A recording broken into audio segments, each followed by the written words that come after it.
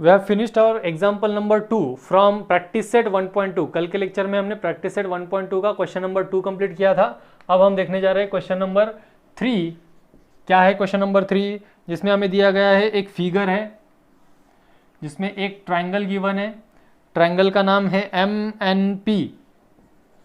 Triangle is MNP और यहाँ पर एक QN ऐसा एक एंगल बाइसेक्टर गिवन है। फिर MQ MN गिवन है हमें 5, PN गिवन है 7, MQ गिवन है 2.5। देन फाइंड आउट QP, ये QP हमें फाइंड आउट करना है। ठीक है, क्या क्या पता है हमें, इसके सॉल्यूशन में हम लिखते हैं NQ और QN is bisector of angle MNP।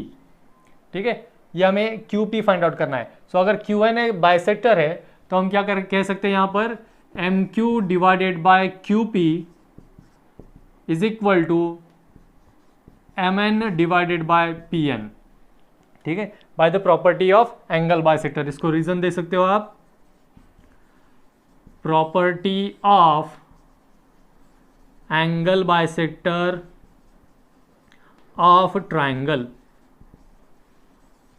ठीक है, तो इसमें से जो भी डिस्टेंसेस या जो भी लेंथ हमें पता है वो हम यहाँ पर पुट कर देते हैं। MQ है हमारे पास 2.5 डिवाइडेड बाय ये QP is equal to MN हमारे पास है 5 डिवाइडेड बाय ये 7। ठीक है, तो हम क्या करेंगे अब यहाँ पर इसको क्रॉस मल्टीप्लाई कर लेंगे। तो क्रॉस मल्टीप्लाई करने के बाद क्या मिलेगा, देखिए 7 into 2.5 is equal to 5 into QP।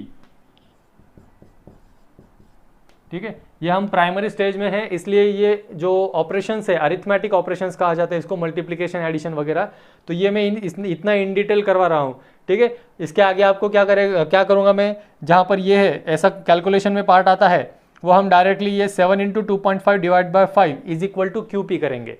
ठीक है, तो ये जो बीच की स्टेप है ये स्टेप हमें हमारे मन में करनी पड़ती है, क्योंकि क्या है इसमें टाइम ज़्यादा हम स्पैम नहीं कर सकते। ठीक है, तो ये QP is equal to, therefore QP is equal to हमें मिलता है 7 इंटू 2.5 डिवाइडेड बाई ये 5 इधर मल्टीप्लिकेशन में था, दूसरी साइड में गया तो डिवीजन में चला जाएगा। ठीक है, तो अब ये देखिए QP इज इक्वल टू हमें कितना मिलता है 22। यहाँ पर ये 25 रहता था तो कोई प्रॉब्लम नहीं थी, लेकिन ये 2.5 है तो 2.5 मतलब होता है 2.5। ठीक है, 2.5 2.5 का डबल हम करते हैं तो मिलता है हमें 5। सो 2.5 1 जा 2.5, 2.5 2 जा 5। सो यहाँ पर मिलता है ये 7/2, 7/2 मीन्स इट इज 2 3 जा 6 एंड 2 5 जा 10। सो QP इज इक्वल टू हमें मिला 3.5, जो कि हमें फाइंड आउट करना था। QP is equal to 3.5। यहाँ पर कुछ यूनिट वगैरह दिया नहीं है इसलिए सिर्फ 3.5 ही रखेंगे। अगर आपको लगता है कि यहाँ पर कुछ यूनिट रहना चाहिए तो आप यहाँ पर सिर्फ यूनिट्स लिख सकते हो। क्या लिख सकते हैं हम यहाँ पर, सिर्फ यूनिट्स। ठीक है, क्योंकि सेंटीमीटर, मीटर, किलोमीटर ऐसा कुछ भी हमें गिवन नहीं है तो हम सिर्फ यहाँ पर यूनिट्स लिखेंगे। 3.5 यूनिट्स इज द आंसर। ये हो गया हमारा क्वेश्चन नंबर 3। देखिए एक बार ये क्वेश्चन नंबर 3, इसमें कुछ प्रॉब्लम है, डाउट है, देखिए क्विक फास्ट। कोणतं हे आता मी केलं, कॅल्क्युलेशन मधलं हे का चालतं ना बेटा, त्यांना फक्त आन्सर पाहिजे। तुम्ही इथं जर सपोज याला 5 1 जा 5 अँड 5 0.5 म्हणजे 5 इंटू 0.5 मीन्स 5 हाफ जा 2.5 केलं तरी चालतं, त्यांना आन्सर काही नाही। त्यांना फक्त काय पाहिजे, हे या स्टेप नंतर हे फायनल आन्सर करेक्ट आलं पाहिजे। ठीक आहे, बाकी मग तुम्ही याचं कॅल्क्युलेशन याला 2.5 2 जा 5 असं केलं काय, किंवा 2.5 divided by 5 is equal to याला 0.5 लिहिलं काय, दोन्ही आन्सर एकच येत आहे। 1/2 इथं काय आलं 7 इंटू 1/2 म्हणजेच काय 1/2 is nothing but half and 0.5 is also half. So 7 into 1/2 किंवा 7 इंटू 7 0.5 दोन्हीचा आन्सर एकच येत आहे। ओके, आपल्याला जी मेथड सोपी वाटते ती मेथड इथं अप्लाय करायची। ओके, कॅल्क्युलेशन्स आपल्याला, कारण मला आता ही मेथड सोपी वाटते, कोणाला सपोज हे 5 1 जा 5 अँड 5 0.5 जा 2.5 ही मेथड एखाद्याला सोपी वाटत असेल। कॅल्क्युलेशन्स आपल्या मेथडनी करा बट फायनल आन्सर जे आहे ते आलं पाहिजे। Okay, so let's move on to question number 4। Measures of some angles are given in the figure. एक फिगर गिवन है, ट्रायंगल है ये के एक हमारे पास, ट्रायंगल का नाम है ABC, जिसमें बी एंगल का मेजरमेंट गिवन है हमें 60 डिग्री, और एक PQ है सेगमेंट इसके बीच में, यहाँ पर P एंगल का मेजरमेंट भी है 60 डिग्री। प्रूव दैट, यहाँ पर हमें प्रूव करना है, टू प्रूव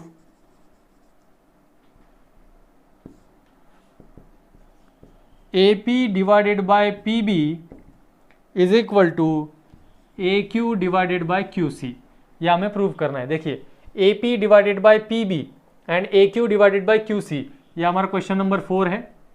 इसमें शो क्या करना है, अगर ये टू प्रूव का पार्ट हम देखें तो हमें जो भी इस डायग्राम से मिला, ये हमें BPT का स्टेटमेंट प्रूव करने जैसा है। अब BPT का प्रूव करते हैं हम, व्हेन दिस लाइन और line segment PQ is parallel to BC। अब अगर यहाँ पर PQ पैरेलल टू BC हम शो कर दे तो हमें ये जो टू प्रूव वाला डेटा है वो मिल जाता है। तो इस PQ को BC के साथ हमें पैरेलल शो करना है। अब पैरेलल कैसे शो करेंगे, पैरेलल दो लाइंस को पैरेलल शो करने के लिए हमारे पास 3 टेस्ट है। एक है करस्पॉन्डिंग एंगल टेस्ट, दूसरी है अल्टरनेट एंगल टेस्ट, और तीसरी है इंटीरियर एंगल टेस्ट। ठीक है, तो यहाँ पर देखिए दो जो एंगल है, एक एंगल है APQ और दूसरा एंगल है PBC। ये दोनों एंगल्स जो है, these two angles are corresponding angles formed on two parallel lines PQ and BC by the transversal AB। दो पैरेलल लाइंस PQ और BC पे AB इस ट्रांसवर्सल ने फॉर्म किए हुए करस्पॉन्डिंग एंगल से ये दोनों। ठीक है, सो फ्रॉम फिगर, सॉल्यूशन में लिखता हूं यहां पर, from figure angle APQ is congruent to angle ABC। Reason given है ये हमारे पास, क्योंकि एक क्वेश्चन में गिवन है ना 60 डिग्री, तो ये क्वेश्चन में गिवन है, या आप इसको भी ऐसा लिख सकते हो, इज इक्वल टू 60 डिग्री। दोनों मेजरमेंट, दोनों एंगल्स कॉन्ग्रुएंट है, हर एक का मेजरमेंट इक्वल टू 60 डिग्री है।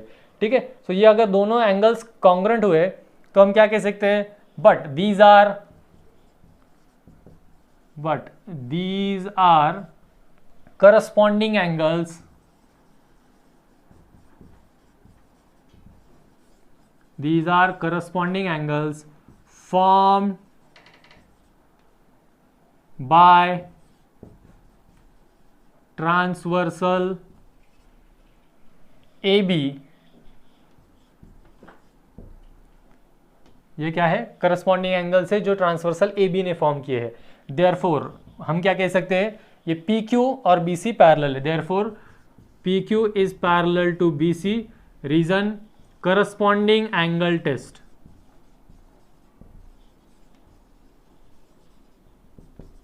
अब अगर ये दोनों पैरेलल है, PQ is parallel to BC, तो PQ parallel to BC, then a line which is parallel to the third side of the triangle and intersecting remaining two sides in two distinct points, then AP is to PB is equal to AQ is to QC। ये हमने BPT में पढ़ा है।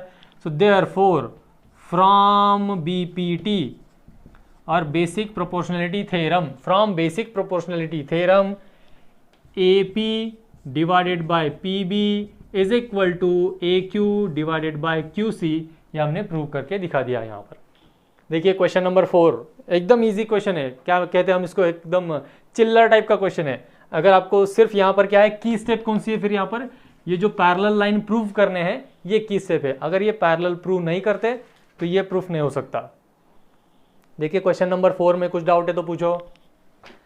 यहां पर एक trapezium ABCD given है question number 5 में।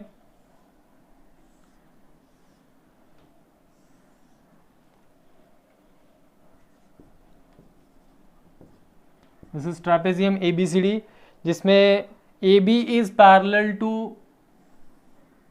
PQ is parallel to DC, side AB is parallel to side PQ is parallel to side DC, ये हमें गिवन है, और AP is equal to 15, PD is equal to 12 and QC is equal to 14। हमारे पास ये values है, और BQ हमें find out करना है। What we have to find out, BQ is equal to कितनी लेंथ है, या कितना मेजरमेंट आता है ये हमें फाइंड आउट करना है यहाँ पर, टू फाइंड। ठीक है, ये हमारे पास गिवन डेटा है और ये हमें फाइंड आउट करना है।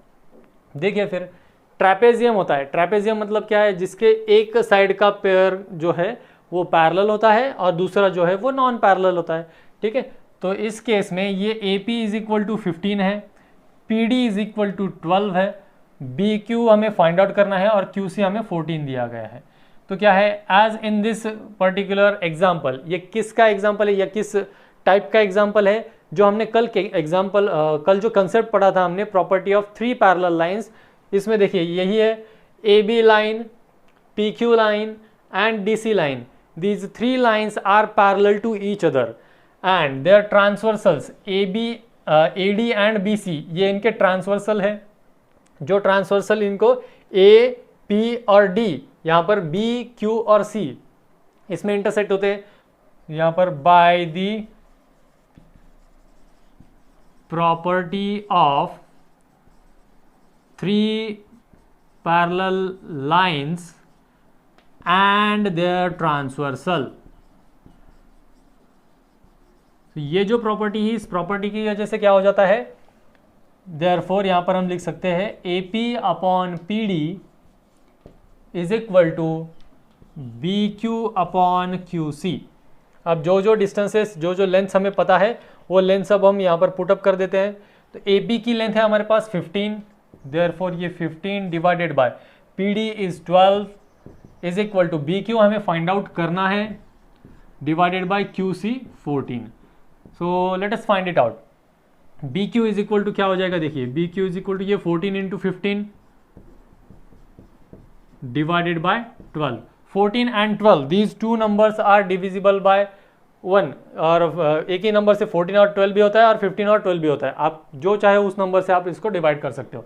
ठीक है, सो 3 5 15 and 3 4 12।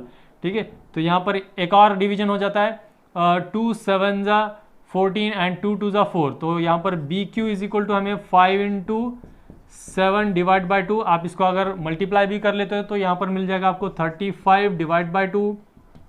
Therefore BQ is equal to मिलेगा 2 1 2 2 7 14 and 2 5 10। So 17.5 BQ is equal to हमें मिला 17.5। Check it. देखिए ये क्वेश्चन नंबर 5 को क्या है, प्रॉपर्टी ऑफ 3 पैरेलल लाइंस, उसका ये एग्जाम्पल है। उसमें ये अगर प्रॉपर्टी यूज़ करते हैं तो ये रेशियोज हम इक्वल कह सकते हैं। फिर उसमें हमने क्या किया, सिर्फ वैल्यूज पुटअप कर दिए और सॉल्यूशन निकाला।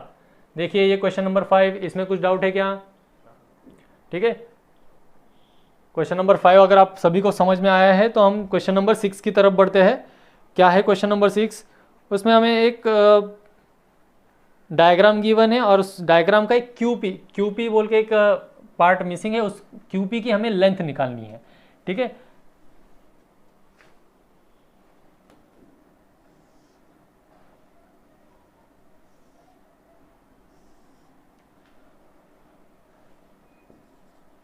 MNP ये एक ट्रायंगल है जिसमें NQ ये एंगल बाइसेक्टर गिवन है।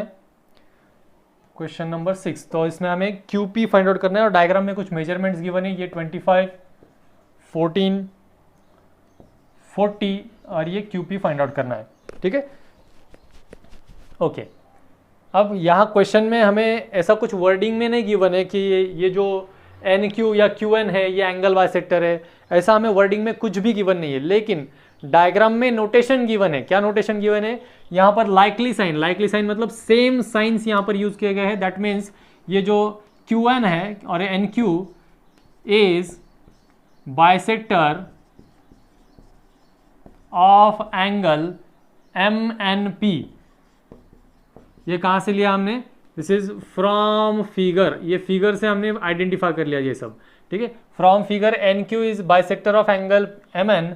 देयरफॉर अगर ये बाइसेक्टर है तो ये MQ divided by QP is equal to ये MN divided by PN। Reason क्या देंगे हम? Angle property of angle bisector या एंगल बाइसेक्टर प्रॉपर्टी, आपको जो चाहे वो आप लिख सकते हो। तो हम लिखेंगे property of angle bisector of a triangle. Triangle का एंगल बाइसेक्टर प्रॉपर्टी है ये। जो मेजरमेंट्स हमें पता है वो अब हम यहाँ पर पुट करते हैं। एम क्यू हमें पता है कितना, ये 14 डिवाइडेड बाय क्यू पी हमें फाइंड आउट करना है, is equal to M N की लेंथ है हमारे पास 25 डिवाइडेड बाय पी एन है हमारे पास 14। तो Q P is equal to, इसको मल्टीप्लाई करेंगे हम तो देखिए क्या बन जाएगा ये 25 into Q P is equal to 14 into 40। Therefore ये बनाएगा इसके अगली step, Q P is equal to 14 into 40 divided by 25। अब आप कहोगे सर आप इसको मल्टीप्लाई क्यों नहीं कर रहे हो, जब उसको बाद में सिंप्लीफाइड फॉर्म में ही लाना है तो मल्टीप्लिकेशन में टाइम क्यों गवाएं। अगर आपको यहाँ पर 14 का या 40 का टेबल आता है तो आप कर सकते हो कैलकुलेशन, लेकिन फिर से क्या है उस कैलकुलेशन को करो, वो कैलकुलेशन करेक्ट आएगा ही, इसकी क्या गारंटी है, ठीक है। लेकिन इसको फाइनल में जब हमें सॉल्व करना है तो हमें इसको सिंप्लीफाई ही करना है ना, तो उसको सॉल्व मत करते रहो, ठीक है। एट लास्ट जब आपको लगता है कि इसके आगे ये सॉल्व नहीं होता है फिर आप मल्टीप्लिकेशन कर सकते हो, ठीक है। जैसे कि यहाँ पर देखिए 25 5 ज़ा 25 सॉरी 5 5 ज़ा 25 एंड 5 8 ज़ा 40, ठीक है। अब ये जो यहाँ पर नंबर मिला है हमें, ये 14 इंटू 8 डिवाइडेड बाई 5, इसका आगे डिवीजन नहीं होता है, ठीक है। मतलब ये 14 5 से डिविजिबल नहीं है, 8 भी 5 से डिविजिबल नहीं है, इसलिए अब हम क्या करेंगे 14 इंटू 8 कर देंगे। तो यहाँ पर 14 इंटू 8 यहाँ पर कर सकते हैं, ठीक है। तो यहाँ पर 14 इंटू 8 मतलब कितना होता है, 14 8 ज़ा 112 डिवाइडेड बाई ये 5। Therefore Q P is equal to 112 divide by 5, तो क्यू पी की लेंथ हमें यहाँ पर मिलेगी 5 2 ज़ा 10, फिर 1 बचा 12 हो गया, अगेन 5 2 ज़ा 10 एंड 5 4 ज़ा 20, 22.4 is the length of Q P. तो क्यू पी का कितना मिला हमें 22.4। देख लीजिए एक बार ये क्वेश्चन नंबर 6। आज जितने भी एग्जाम्पल हमारे हुए क्वेश्चन नंबर 3 4 5 एंड 6